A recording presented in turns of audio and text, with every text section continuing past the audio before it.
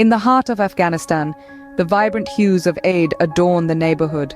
The call to prayer resonates, summoning the devout to the local mosque, their attire as colorful as their spirits.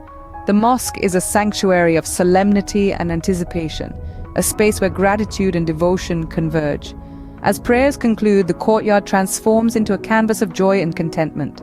Eid Mubarak echoes, an exchange of blessings and well-wishes. A respected community figure, Faridullah Qaderi, shares his wishes, his voice harmonizing with the chorus of greetings. Families sway to the rhythm of traditional Afghan melodies, a testament to their unity and love. The laughter of children, their faces decorated with henna, fills the air. Inside the community hall, the scent of traditional Afghan dishes wafts enticingly. Families share meals, their conversations a symphony of joyous chatter.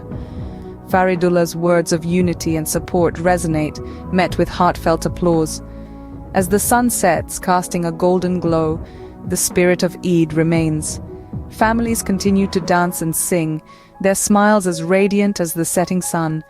Their voices rise, a song of gratitude and celebration, a testament to the enduring spirit of Eid in Afghanistan.